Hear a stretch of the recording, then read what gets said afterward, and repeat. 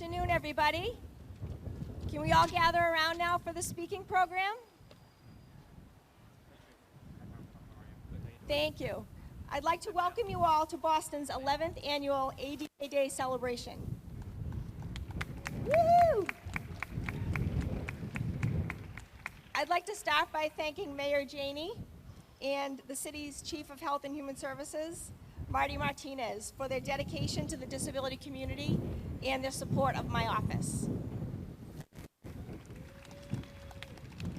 I'd also like to recognize Councilor Ed Flynn, who's here today. He's a member of the disabled veterans community, so welcome, Councilor Flynn. The Mayor and Chief Martinez are very supportive of my work and my office. They've helped me build a great team who are true dedicated public servants. I'd like to recognize my staff who are here today, if you could raise your hands. Andrea, Melinda, Karina, and Patricia. We also have two staff who are back in the office manning our Zoom event, so I'd like to recognize them, Chris and Sarah. Thanks for your work backstage. So I'm glad to see so many people here today out in person. It's been a long year and it's been a difficult year, and we're glad we can finally begin to reconnect. We're here to celebrate the 31st anniversary of the ADA, but also just to celebrate each other and the fact that we've made it through the pandemic. We know it had devastating impacts on the disability community, and we're working to provide supports and services as the city reopens. Speaking of those things, we have a vaccine clinic here today for anyone who hasn't been vaccinated yet. Woo-hoo! And we have tables in the back with information on different city department services. We have t-shirts, food, music, all kinds of fun, so we're so glad that you were able to attend. Mayor Janey has really committed to disability as a key piece of equity as the city reopens. And we're thrilled that she's here today to speak. But first, I'd like to introduce my Chief of Health and Human Services, Marty Martinez, to say a few words. Chief?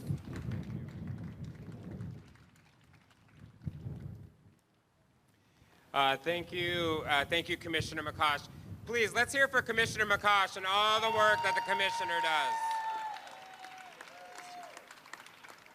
I couldn't be more proud to be able to partner with Commissioner McCosh, his commission, as part of the Health and Human Services Cabinet. I'm excited and proud of her and the work of the team. Thank you so much for all that you continue to do.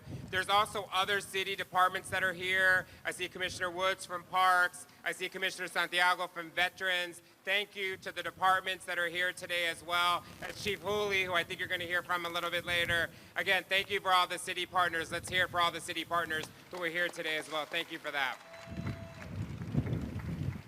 And I'm excited to be here to celebrate ADA Day. Are you excited to celebrate ADA Day? Woo-hoo! I am too. I couldn't be more excited, and for maybe a little less wind, but I couldn't be more excited to be here with all of you to celebrate the day and celebrate your continued work in partnership with all of us to make sure we make our city as accessible as possible for all communities. That's what this is about, and we need to continue to push that along the way. So with your work and leadership and that of Commissioner McCosh, we're going to continue to push this work forward. But none of the work we want to do in the city is possible without the strong support of our mayor. Our mayor continues to ensure that we place equity at the center of all of our work. And that means doing the hard work, making the tough choices, and actually putting real work behind the words. It's not just about doing it online. It's not just about doing it in Twitter. It's about making sure we do the real work. And I think you're going to hear about some of that real work when we hear from her today. So help join me in welcoming our mayor, Mayor Kim Janey.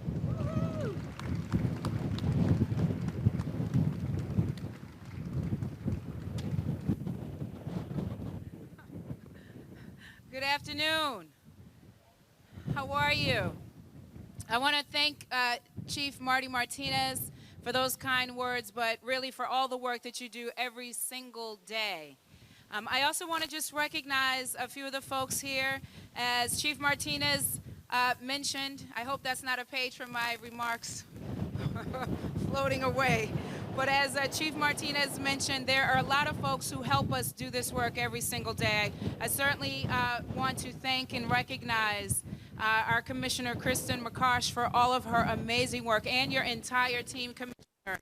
Thank you for leading the way. I also want to recognize Commissioner Santiago, who has been recognized. How are you, sir? Thank you for being here. Commissioner Woods, thank you so much. I want to recognize Councilor Flynn, who is here on the stage next to Chief Hooley. Thank you both for your amazing work. And I also want to acknowledge the District 7, my District 7 Chief of Staff, Kyle Robideau, who is here. If you could raise your hand, Kyle. Kyle is here. You know, long before I was in elected office, I came from a nonprofit advocacy organization that has long fought for students with disabilities and understands the importance of making sure that we are creating an inclusive society here in Boston and throughout our Commonwealth. I want to thank everyone for joining us today here in Copley Square to celebrate 31 years since the Americans with Disabilities Act was signed into law. Yes, we can give it up for that.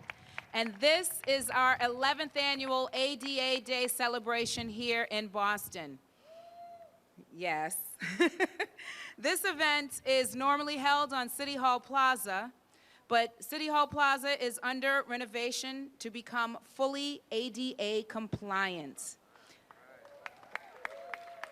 And I'm very excited that the renovations are coming together, especially after the very difficult year and a half that we have all had due to COVID. And while COVID continues to impact Boston, I am very proud of the resilience that the disability community continues to show.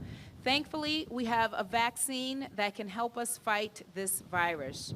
The vaccine enables us to reconnect, which is the theme of this year's ADA Day. We're able to come together once again, to gather as a community and to mourn our fallen loved ones. And at this time, I would like for us to take just a small moment of silence in recognition of all of those in the disability community who we have lost to COVID-19. A moment of silence, please.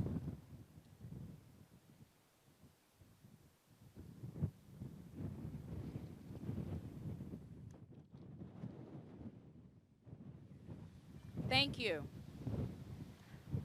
I'm very grateful for the diligent work that city employees and our partnering organizations have done to meet people's needs, to minimize the spread of COVID-19, and to get vaccines in arms.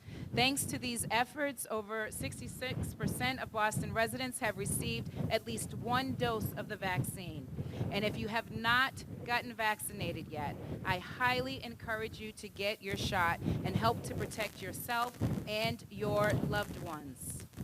To make sure that our vaccine rollout is thorough, effective, and reaching everyone, we are joining other municipal disability agencies to provide vaccinations among people with disabilities. We have also been hosting vaccine clinics throughout the city. The most recent vaccine clinic is happening right now, right here at Copley Square, and it will be here until 3 o'clock this afternoon. This pandemic confirmed and exacerbated many inequities that have long been ingrained in our social and political systems. I am committed to inclusion, equity, and accessibility for all of Boston's residents. The city understands that accessibility isn't just about ramps, parking, or other infrastructure. We have clearly seen the importance of having steady access to reliable, up-to-date information, and this is why my Disabilities Commission and I are introducing 3 major citywide initiatives. It's another page from my speech. The good news is that it'll be shorter. All right. So the first is I'm going to file an ordinance ensuring that the public-facing televisions that have their closed captioning functions enabled.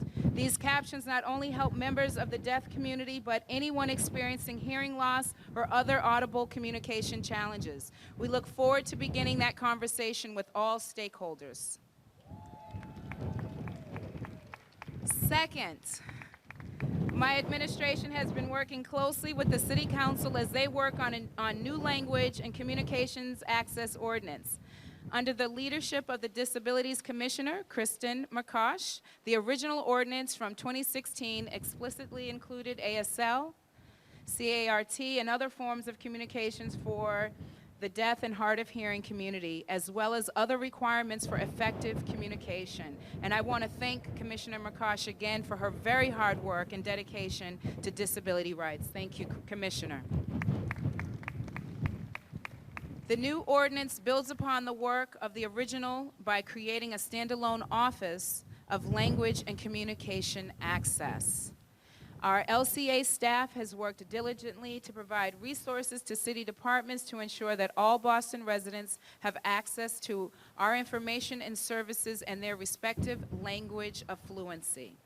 By updating the original legislation, we are strengthening our ability and enshrining into law our responsibility as a city to meet you where you are. And finally, during the pandemic, we recognize the need for residents to have timely access to critical information being shared on a daily basis, information that all residents needed to be able to access in real time. I am proud that we had an ASL interpreter at all daily COVID-19 mayoral press conferences, and my administration is working to make sure that interpretation service continues. I am excited to announce that this year, the City of Boston will be using COVID recovery funding to hire our first full-time in-house ASL interpreter.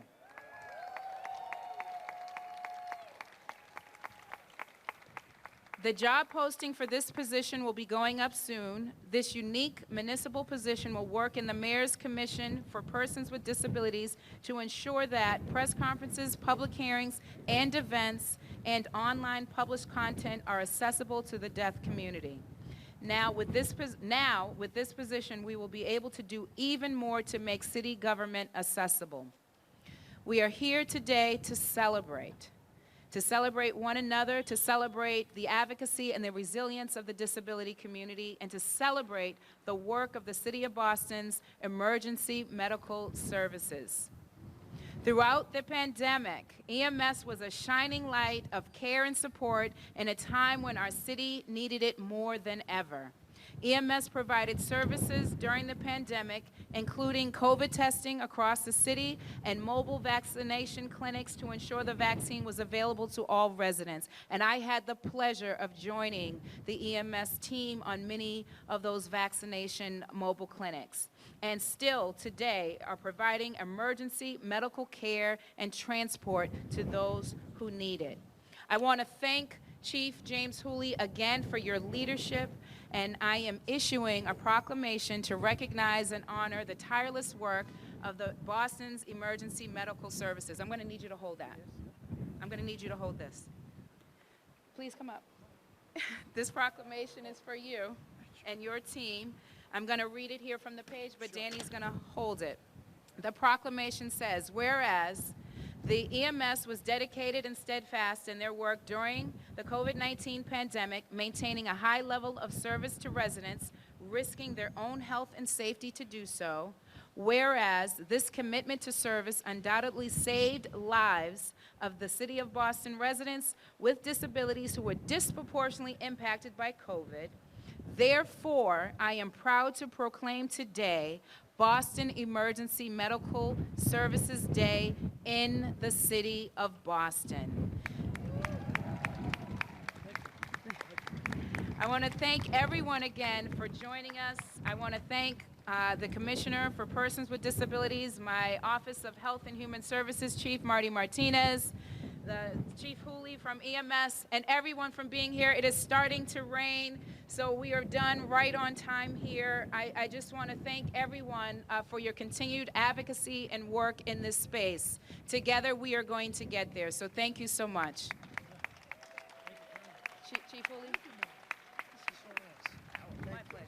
You got It was a nice surprise. a few minutes I'll before go real the quick. downpour comes.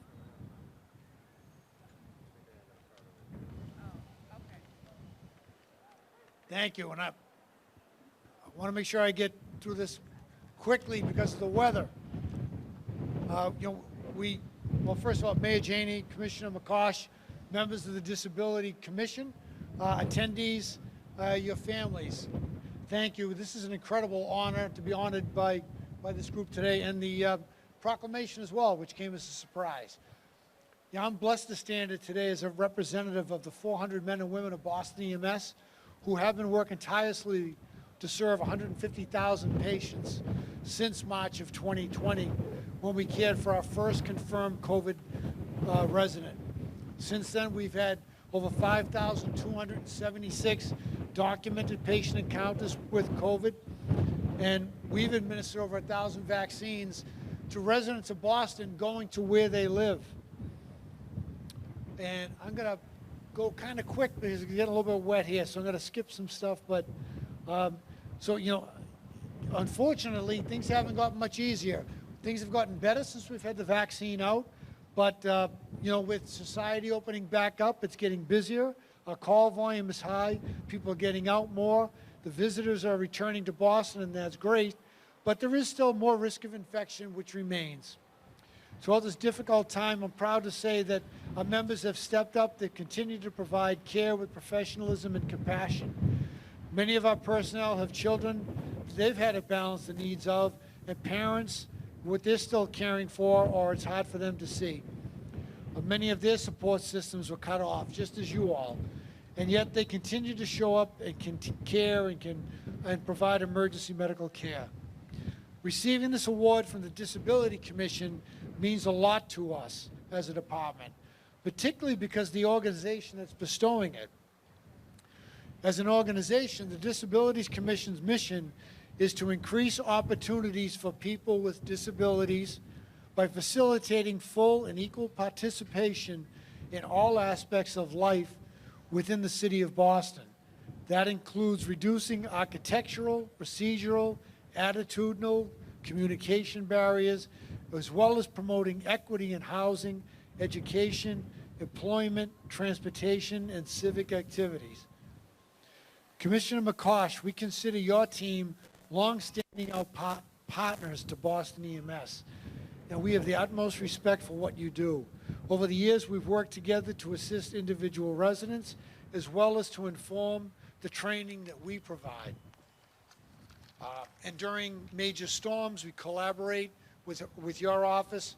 We collaborate with utility companies to support individuals on the no shut-off list to identify persons at risk. We worked recently at all our drills with the MBTA and our recent disaster drill. We work with how we're going to service patients with disabilities that could be in these drills. And the 4th of July every year, or the marathon, where if we know where there's people who are going to be, there's going to be certain sections for disabled, like who's going to be in charge of evacuating those personnel and getting them safely out. We pre-plan for that. We assign people to that in advance.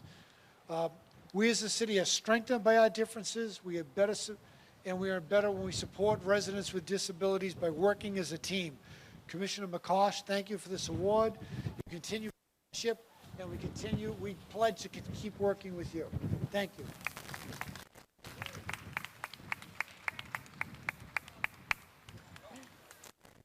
That's Chief, and on that, I just want to give one more shout out to Mayor Janey, Chief Martinez, Chief Hooley, and Councilor Flynn. Everybody have a great day. The ASL in-house job will be posted soon. I want to give recognition to my former Chief of Staff, Jessica Doonan, for all her hard work on that. Stay tuned to our office. Check our website for the job posting, and have a great day, everybody.